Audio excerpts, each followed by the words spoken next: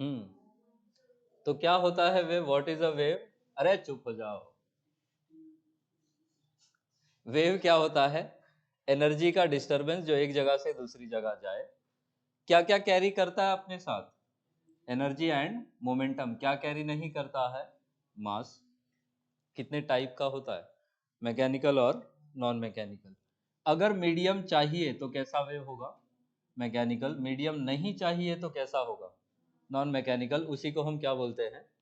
Electromagnetic wave. ठीक है। Mechanical waves की पहली प्रॉपर्टी जो बेसिक है वो क्या है कि they need material medium for their propagation. एक जगह से दूसरी जगह जाना है तो मीडियम चाहिए। और ये मीडियम होना कैसा चाहिए? इलास्टिक। इलास्टिसिटी पढ़ लिया है हमने। क्या होगा इलास्टिक मीडियम?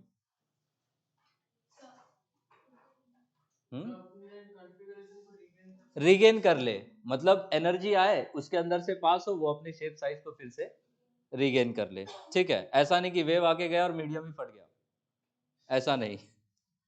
तो साउंड ये हमें पढ़ना है डिटेल में। वेव्स ऑन अ स्ट्रिंग ये हमें पढ़ना है डिटेल में। वो गिटार वगैरह का जो होता है वो वाला पार्ट, ठीक है, वेव्स ऑन अ स्ट्रिंग वहां पे होगा। Waves on the surface of water, इसी को वाटर वेव्स भी बोलते हैं। जैसा पानी में पत्थर मारते हो तो जो रिपल्स क्रिएट होते हैं उन्हीं को हम क्या बोलते हैं? Waves on the surface of water, या इन्हीं का नाम देते हैं वाटर वेव्स। तो ये वाटर वेव्स का तो उतना क्वेश्चन नहीं होगा, बट साउंड और वेव्स ऑन अ स्ट्रिंग हमें डिटेल में पढ़नी है। अब ये जो मैकेनिकल वेव्स है ये दो टाइप की होती है, ट्रांसवर्स और फिर लॉन्गिट्यूडनल। 11th वाले में हमें मैकेनिकल वेव्स ही पढ़ना है। कुछ ट्रांसवर्स होंगे, कुछ लॉन्गिट्यूडनल होंगे। जैसे इन्हीं में से मैं बोलूं, क्या लगता है साउंड कैसा होता है? लॉन्गिट्यूडनल।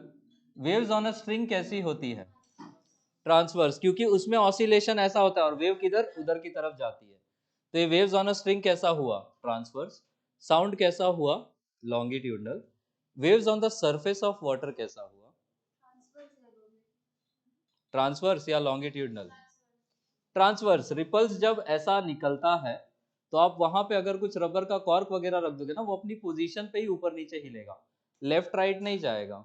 इसलिए हम बोलते हैं कि वाटर सरफेस पे जो वाटर वेव्स फॉर्म हुई हैं वो भी कैसी होती है? ट्रांसवर्स। ठीक है। तो क्या क्या इंपॉर्टेंट है? मीडियम होना चाहिए, और मैकेनिकल वेव्स के लिए मीडियम कैसा होना चाहिए? इलास्टिक भी होना चाहिए। ट्रांसवर्स वेव्स की कैरेक्टरिस्टिक्स ये है कि इसमें जो मीडियम पार्टिकल्स का ऑसिलेशन होगा it will be perpendicular to the direction of wave propagation. अगर वेव सपोज ऊपर जा रही है तो इसके परपेंडिकुलर या तो इधर ऑसिलेशन हो या फिर इधर ऑसिलेशन हो। आ रहा है बात समझ में? तो वेव प्रोपोगेशन का डायरेक्शन और मीडियम पार्टिकल्स के ऑसिलेशन में एंगल कितना होगा? 90 डिग्री होगा। ट्रांसवर्स मैकेनिकल वेव को अगर पास होना है किसी मीडियम से तो मीडियम मॉलिक्यूल्स के बीच में अट्रैक्टिव फोर्सेस होने चाहिए। अब ये ऐसे ही मीडियम में एग्जिस्ट करेंगे जो मीडियम टेंशन फोर्सेस को सपोर्ट करेगा। ठीक है। तो मीडियम के अंदर टेंसाइल फोर्सेस सपोर्ट करने की एबिलिटी होनी चाहिए। इसीलिए लिक्विड्स में क्या, लिक्विड्स में प्रोपोगेट नहीं करेंगी, गैसेस में प्रोपोगेट नहीं करेंगी। गैसेस में तो हम ऑलरेडी मान लेते कि मॉलिक्यूल्स के बीच का जो अट्रैक्टिव फोर्स है वो बहुत ही नेग्लिजिबल होता है। लिक्विड्स में थोड़ा बहुत होगा तो बल्क में नहीं ट्रेवल करती है, सरफेस पे ट्रेवल करती है। क्योंकि सरफेस पे कौन सा टेंशन होता है? सरफेस टेंशन पढ़े क्या हम लोग? तो लिक्विड सरफेस पे क्योंकि सरफेस टेंशन होता है, वहां पे ऑलरेडी वो स्ट्रेच्ड मेम्ब्रेन जैसा है, टेंसाइल फोर्सेस सपोर्ट करेगा। तो ये जो ट्रांसवर्स मैकेनिकल वेव्स है लिक्विड के बल्क में नहीं ट्रेवल करेंगी लेकिन सरफेस पे डेफिनेटली ट्रेवल करेंगी। ठीक है। So transverse mechanical waves propagate in solids. Solids के अंदर तो अट्रैक्टिव फोर्स भर भर के है, उसके अंदर से ट्रेवल करेंगी और लिक्विड के सरफेस से ट्रेवल करेंगी, क्योंकि लिक्विड के सरफेस पे भी सरफेस टेंशन है। पर लिक्विड के बल्क में ट्रेवल करेगी क्या? नहीं। ठीक है। ट्रांसवर्स मैकेनिकल वेव जब भी प्रोपोगेट करेगी तो वो किस फॉर्म में प्रोपोगेट करेगी? Crest and trough. Crest and trough क्या होता है? ऊपर वाला और नीचे वाला।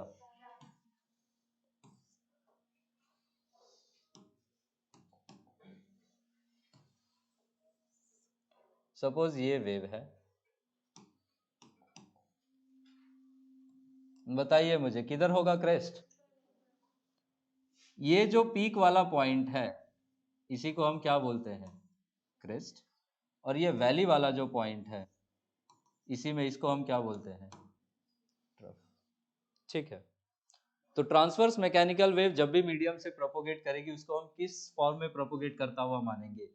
कि वो प्रोपोगेट करेगी तो वो क्या फॉर्म करती हुई जाएगी? Crest and trough. ठीक है, एग्जाम्पल है इसका स्ट्रिंग में प्रोड्यूस की हुई वेव्स या फिर वाटर सरफेस पे जो वेव्स हैं, ये सारी कैसी हैं? They are transverse mechanical wave. Transverse मतलब अगर वेव प्रोपोगेशन राइट में हुआ तो मीडियम पार्टिकल्स का ऑसिलेशन कैसा होगा? इसके पैरेलल, इसके परपेंडिकुलर? तो परपेंडिकुलर मतलब इधर ऐसा ऊपर की तरफ, फिर यही थोड़ी देर में ऐसा नीचे की तरफ, तो वेव इधर गई, पार्टिकल्स ऐसा इसके परपेंडिकुलरली ऑसिलेट हुए।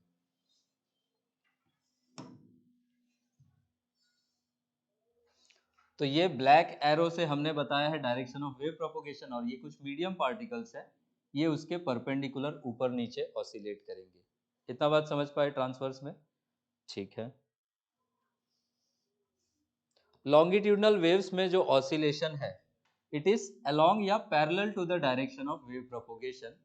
लॉन्गिट्यूडनल वेव्स को कोई ऐसा अट्रैक्टिव फोर्सेस की रिक्वायरमेंट नहीं है जो ट्रांसवर्स वालों की थी कि मीडियम के अंदर अट्रैक्टिव फोर्सेस होने चाहिए, वो लॉन्गिट्यूडनल की कोई रिक्वायरमेंट नहीं है। यही रिक्वायरमेंट फेल होने की वजह से क्या ट्रांसवर्स मैकेनिकल वेव्स लिक्विड्स और गैसेस में से फ्लो करती थी? नहीं, पास नहीं करती थी, क्योंकि वहां पे अट्रैक्टिव फोर्सेस नहीं थे। पर इनको अट्रैक्टिव फोर्सेस की जरूरत नहीं है, तो क्या ये लिक्विड्स और गैसेस में से भी पास करेंगे? ठीक है, तो longitudinal mechanical waves can also propagate through liquids and gases, क्योंकि इनको अट्रैक्टिव फोर्सेस की कोई रिक्वायरमेंट नहीं है। अब ये जब प्रोपोगेट करेंगे किसी रीजन से, so they propagate in the form of compressions and रेरिफैक्शंस।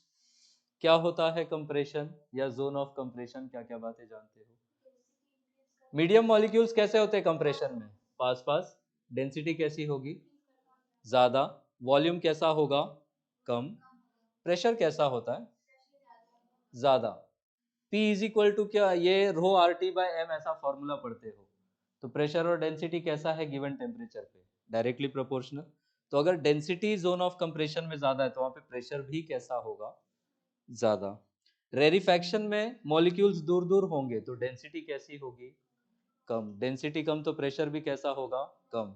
और डेंसिटी कम है तो वॉल्यूम कैसा होगा? ज्यादा। Sound is an example of longitudinal mechanical waves.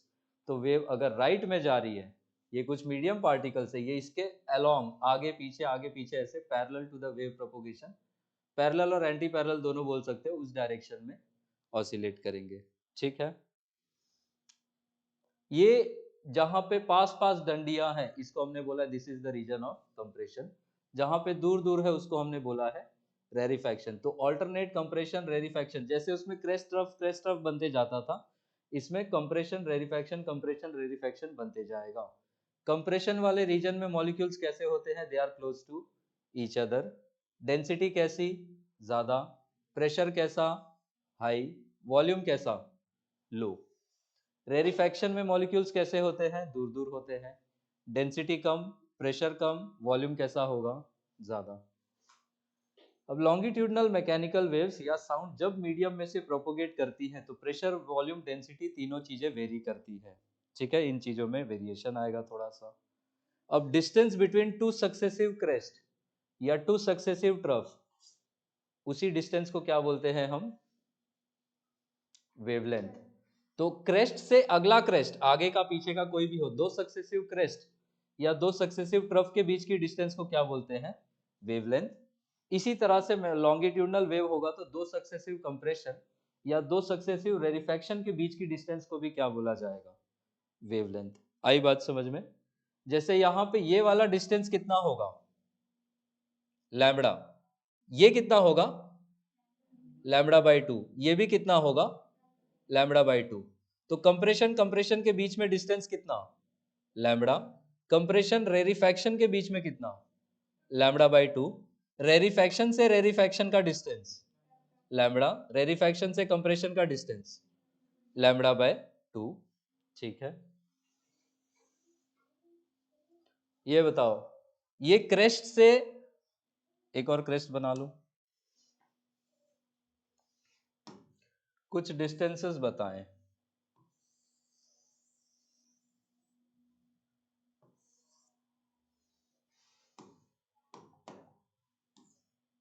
ये डिस्टेंस कितना, लैम्बडा, इसी को बोलेंगे वन वेवलेंथ।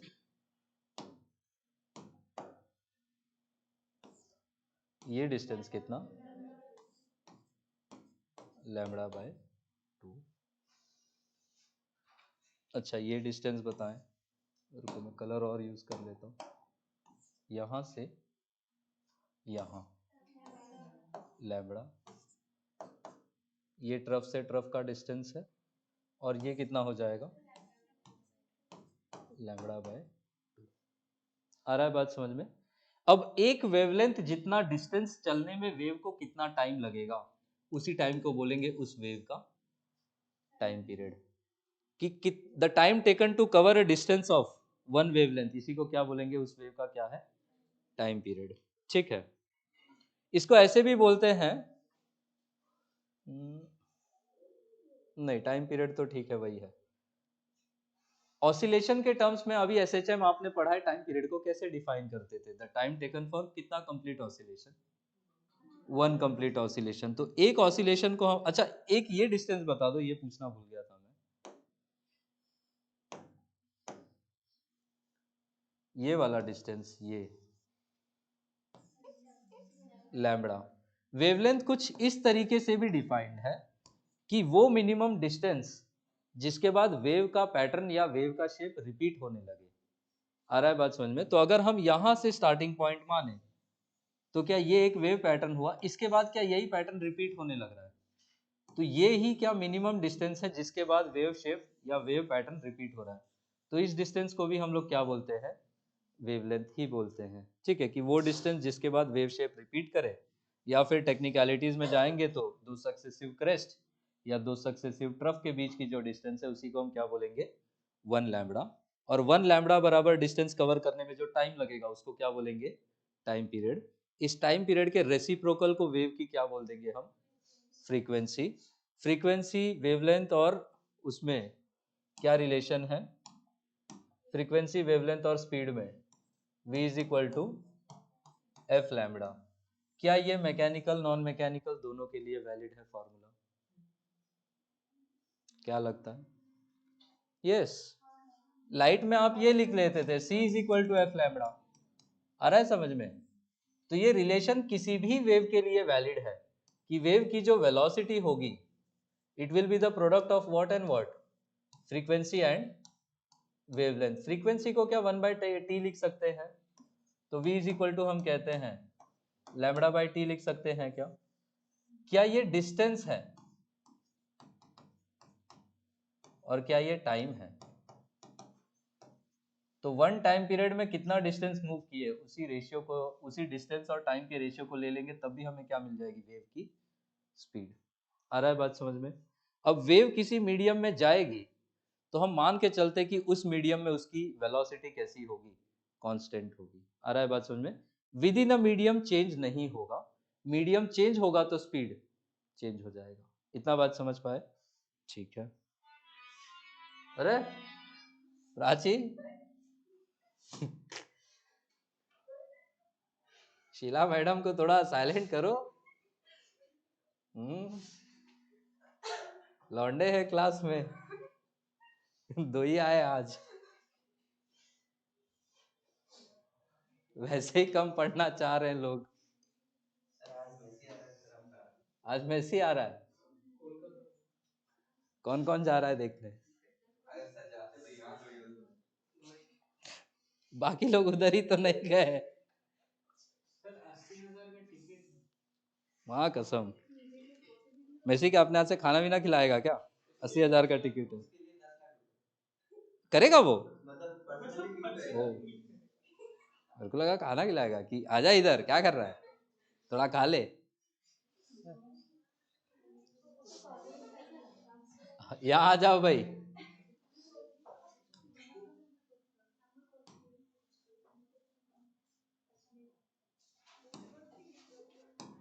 तो दो क्रेस्ट सक्सेसिव या दो सक्सेसिव ट्रफ, ये किसके लिए होगा, ट्रांसवर्स या लॉन्गिट्यूडनल, ट्रांसवर्स के लिए।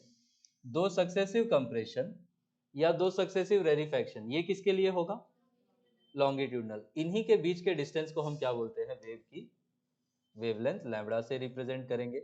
इसी को अभी क्या बताया था कि it is the distance after which क्या हो जाए, वेव का शेप या वेव का पैटर्न रिपीट करने लगे अपने आप को।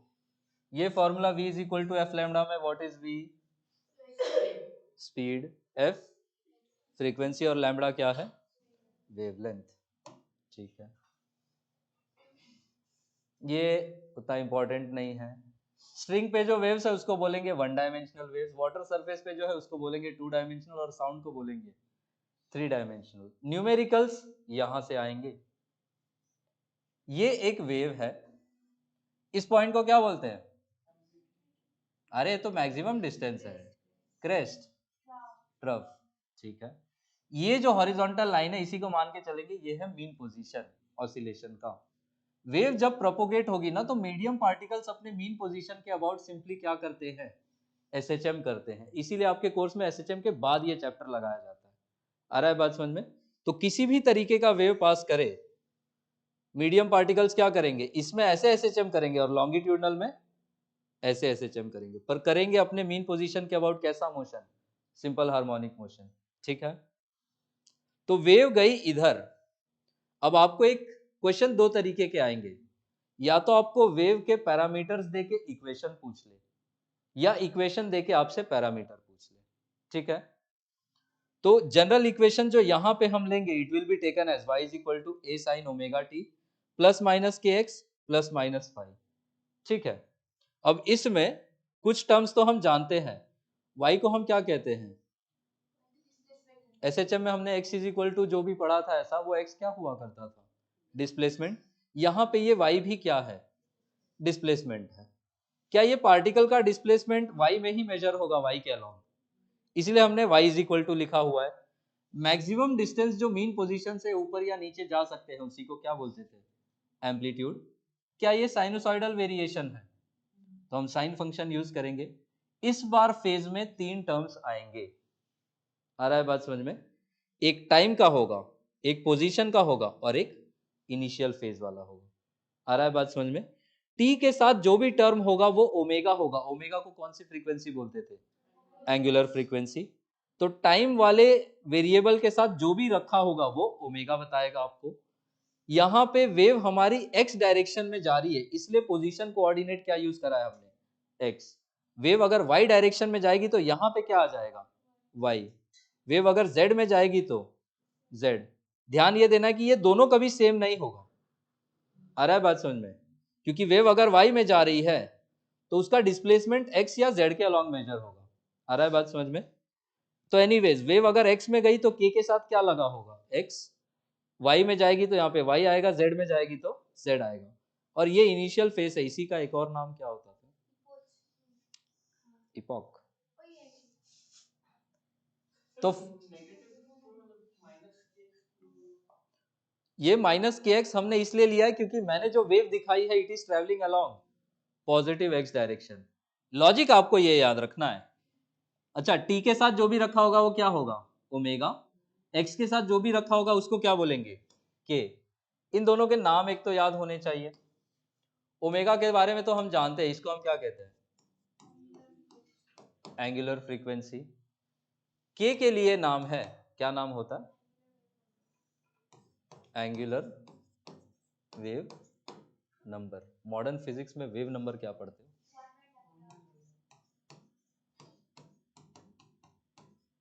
तो इसी को 2 पाई से मल्टीप्लाई करेंगे तो कौन सा वेव नंबर बन जाएगा, एंगुलर वेव नंबर। इसी तरीके से क्या फ्रीक्वेंसी को 2 पाई से मल्टीप्लाई करके कौन सी फ्रीक्वेंसी बनाते थे, एंगुलर फ्रीक्वेंसी। तो वो वेव नंबर को जब 2 पाई से मल्टीप्लाई करेंगे तो क्या मिलेगा, एंगुलर वेव नंबर। तो ओमेगा का फॉर्मूला हम सिंपली क्या लिख सकते हैं, 2 पाई एफ। और के का फॉर्मूला हम क्या लिख लेंगे, 2 पाई बाय लैम्बडा। तो एक आपको ये याद रखना है कि आप पोजीशन कोऑर्डिनेट के साथ वाला वेरिएबल निकाल लो तो वो k का वैल्यू मिल जाएगा which will be angular wave number, और यहीं से आप किसका वैल्यू निकाल सकते हो, वेव की वेवलेंथ, ठीक है। और ओमेगा से आप वेव की क्या निकाल सकते हो, फ्रीक्वेंसी। और इस चैप्टर में आपको याद रखना है एक formula, omega is equal to कौन सा स्कूल, केवी, ठीक है। ओमेगा क्या है, एंगुलर फ्रीक्वेंसी, के क्या है, एंगुलर वेव नंबर, और v यहां पे क्या है, v इज द वेव का स्पीड। आया बात समझ में।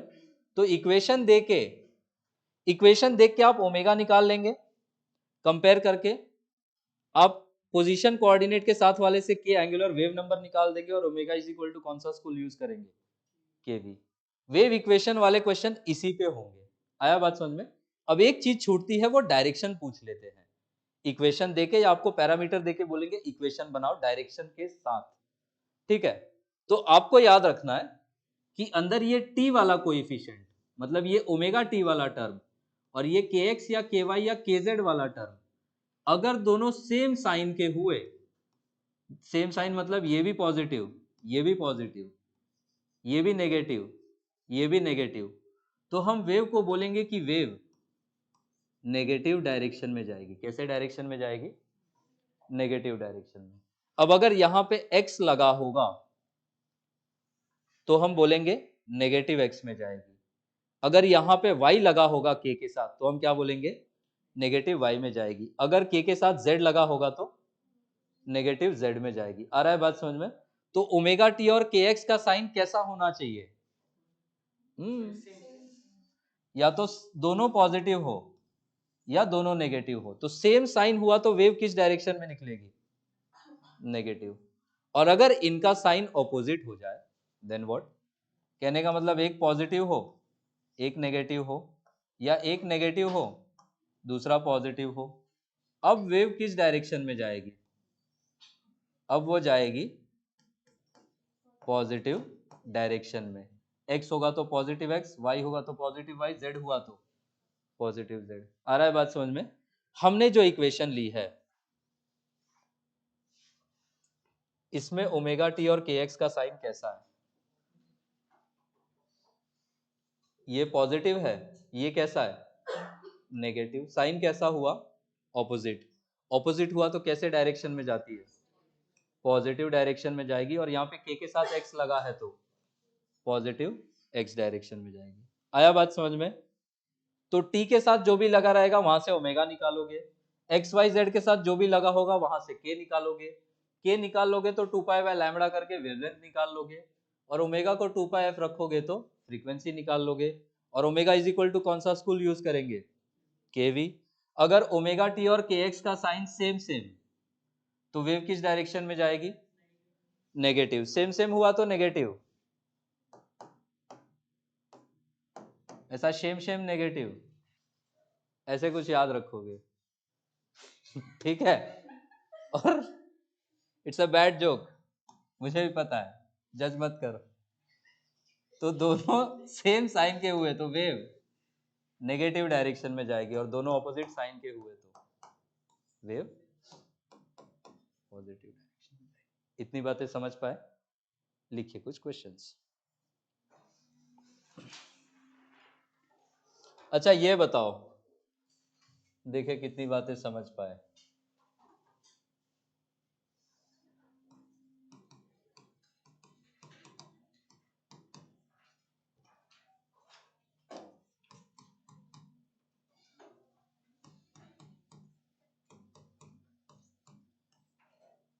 किस डायरेक्शन में जा रही है, नेगेटिव वाई में जा रही है। अब बताओ, पॉजिटिव वाई, अब नेगेटिव वाई, अब पॉजिटिव जेड, अब नेगेटिव जेड।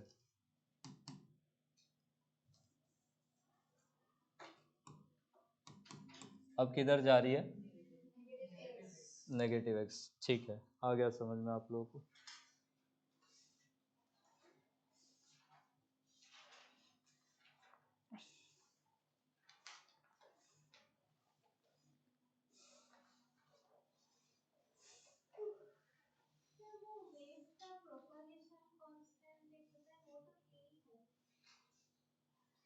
प्रोपोगेशन कांस्टेंट,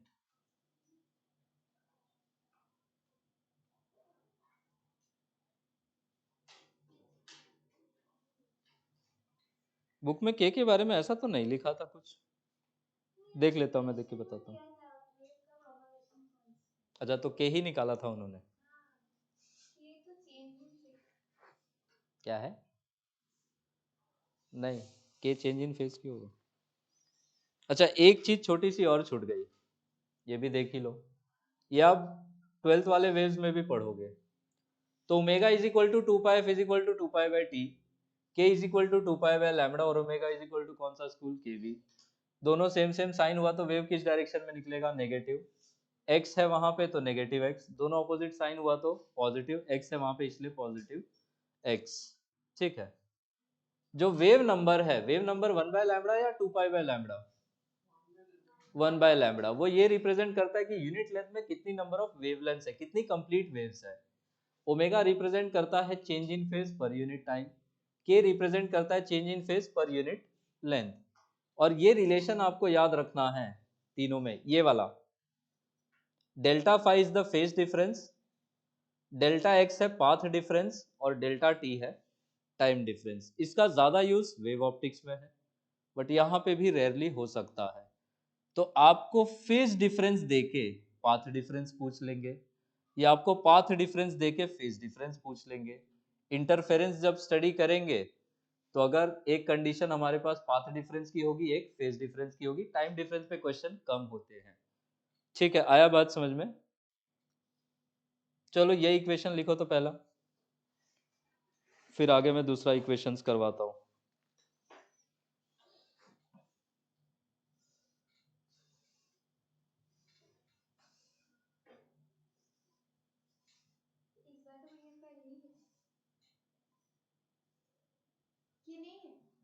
यही है, ऑलमोस्ट यही है।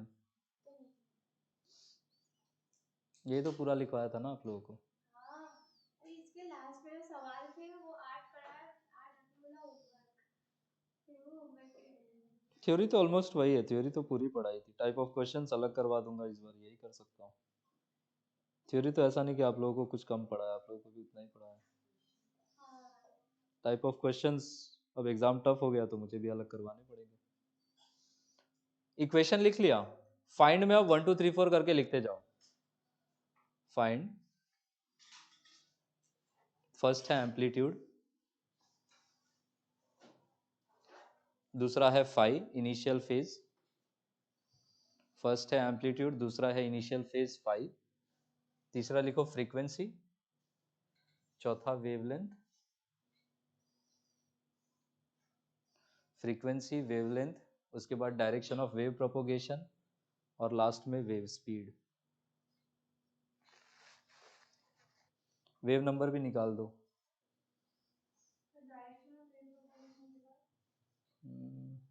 लिखा भाई किसी ने, मैं खुद ही भूल गया हूँ।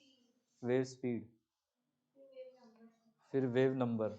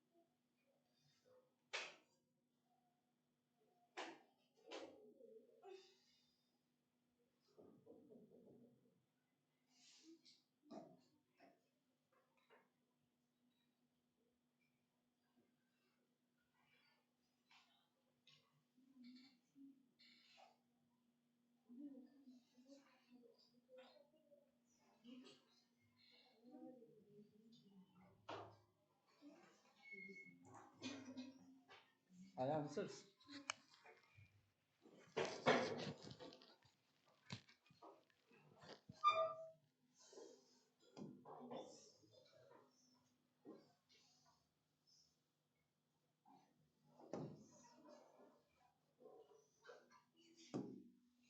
बोलिए, पहले क्या पूछा था? एम्पलीट्यूड 8, फिर इनिशियल फेज कितना? 5/4। लीड या लैग है? लैग है, ठीक है। और क्या पूछा था? फ्रीक्वेंसी कितना मिला? 2 हर्ट्स। लैम्बडा कितना मिला? 4 मीटर। स्पीड कितनी मिली? 8 मीटर पर सेकेंड। और वेव नंबर भी पूछा था? 0.5, 0.25। और क्या पूछा था? हाँ, डायरेक्शन ऑफ वेव प्रोपोगेशन। ये दोनों का साइन कैसा है? ऑपोजिट है, तो फिर ये किस में जाएगा? पॉजिटिव। और कोएफिशिएंट कौन सा है? एक्स। तो ये वेव किस डायरेक्शन में जाएगी? पॉजिटिव एक्स में। आया समझ में? ठीक है। किसी का उल्टा क्वेश्चन है नीचे, ये लिखो तो। इसको नेगेटिव जेड एक्सिस करना।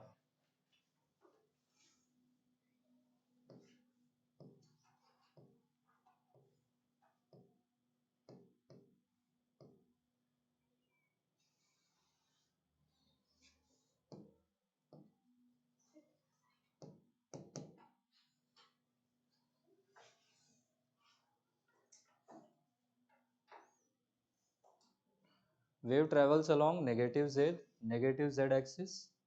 मैक्सिमम डिस्प्लेसमेंट अलोंग वाई है 2 मीटर। और फिर बाकी डेटा दिया, आपसे वेव इक्वेशन निकालना है बस।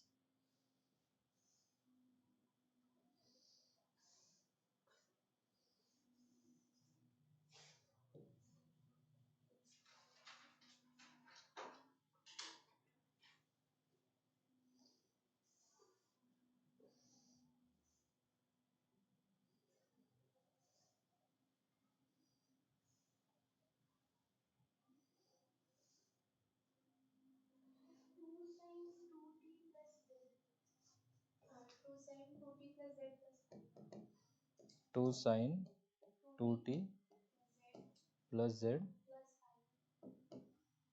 प्लस कितना? 5 है नहीं तो क्यों लिखेंगे फिर? और -2t माइनस जेड भी हो सकता है, हाँ बिल्कुल हो सकता है। अच्छा, ये यहाँ पे क्या लिखो? एक्स वाई क्या? वाई, क्योंकि डिस्प्लेसमेंट वाई के अलोंग हो रहा है।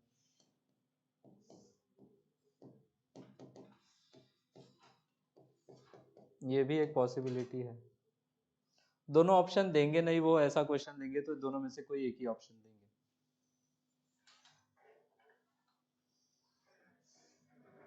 अच्छा, इसी में कह देता कि इनिशियल फेज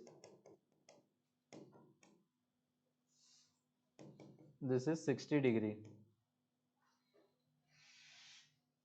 क्या ऐड करते? प्लस पाई बाय कितना? 3। ठीक है।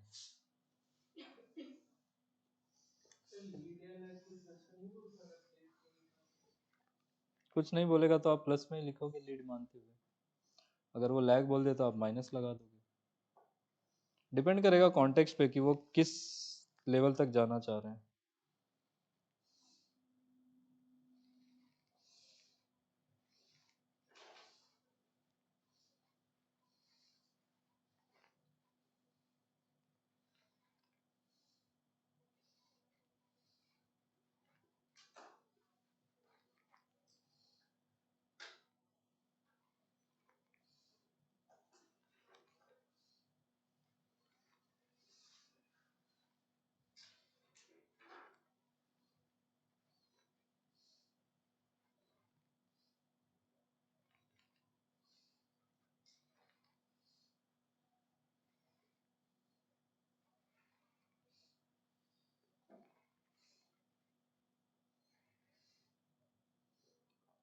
लिखे question.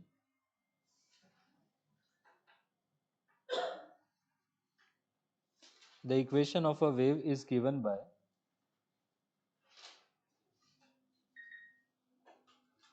the equation of a wave is given by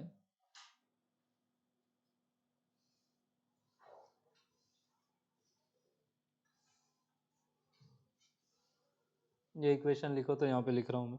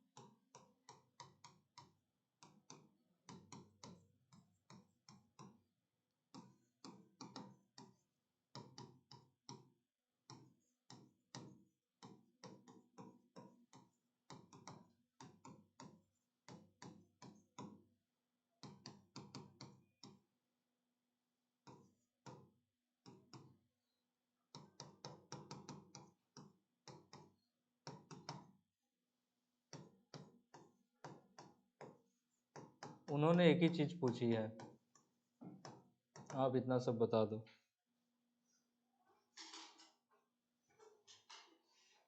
सबसे पहला स्टेप होगा साइन के बाद सीधे क्या शुरू होना चाहिए ब्रैकेट 2 पाई को अंदर लेके जाना पहले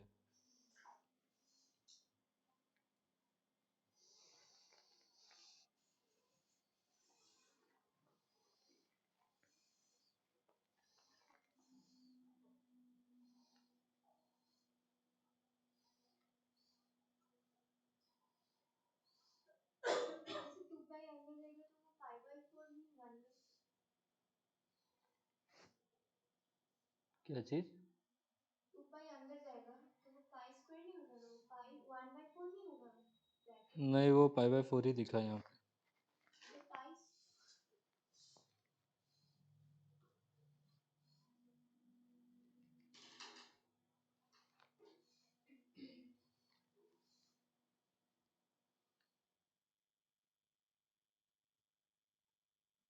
पहला वाला 1/5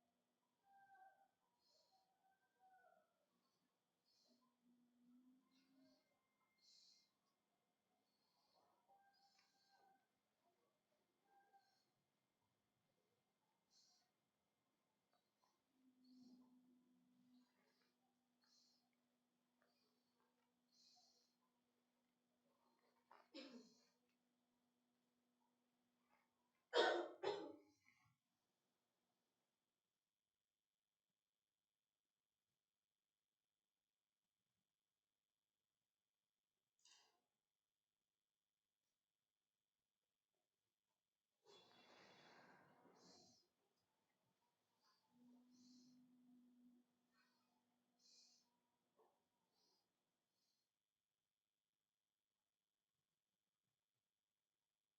हर्ट्ज लैम्डा फ्रीक्वेंसी 160 हाँ फ्रीक्वेंसी 160 या एंगुलर फ्रीक्वेंसी 160 है फ्रीक्वेंसी 160 अच्छा एंगुलर फ्रीक्वेंसी तो 325 ओके ठीक है लैम्डा तो 2 ही है हम्म 2 तो वेव स्पीड तो 320 किलोमीटर पर आवर ओ अच्छा किलोमीटर पर आवर में पूछा है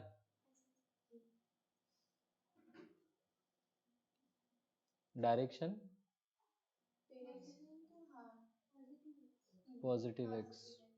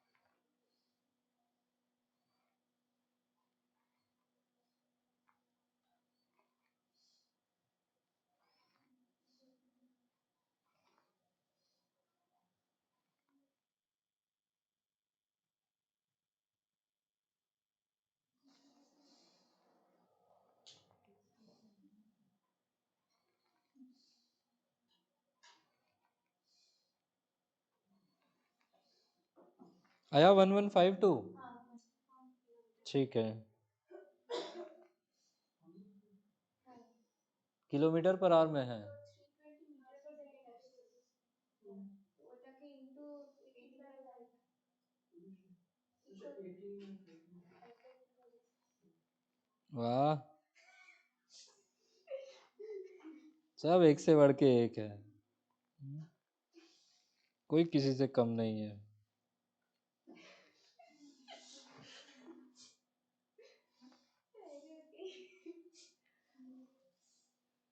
एग्जाम के बाद आपसे लेके जाएंगे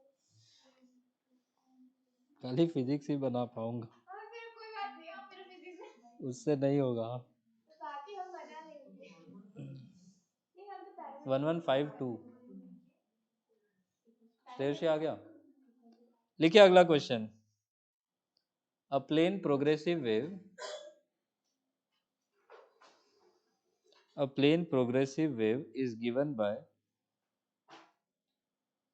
y is equal to 2. A plane progressive wave is given by y is equal to 2 cos 2 pi, नहीं ब्रैकेट के बाहर है अभी 2 पाई, y is equal to 2 cos 2 pi, इसके बाद ब्रैकेट शुरू करेंगे, 330t minus x with in brackets है, विद इन ब्रैकेट है 330t minus x, y is equal to 2 cos 2 pi within bracket 330t minus x, last में metre वाला symbol लगा लो। Find find F, lambda और we, ये तीन निकालना है, 1 2 3 करके लिख लो, फ्रीक्वेंसी, वेवलेंथ और वेव का स्पीड।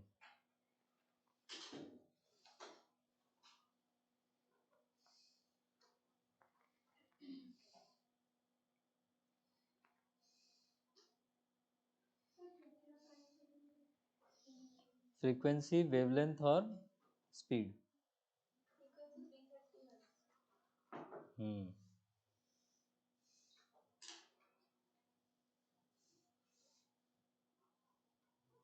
लैम्डा 1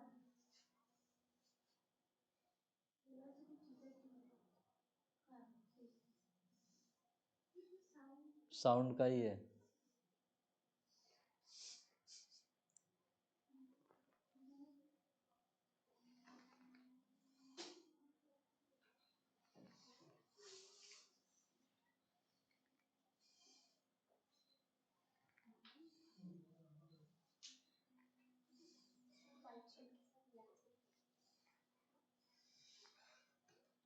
हो गया बकचोदी शुरू। अच्छी लगी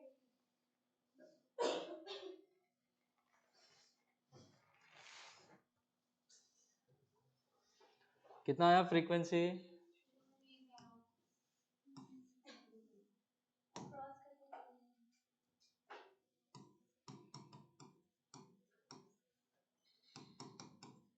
लैम्बडा कितना आया?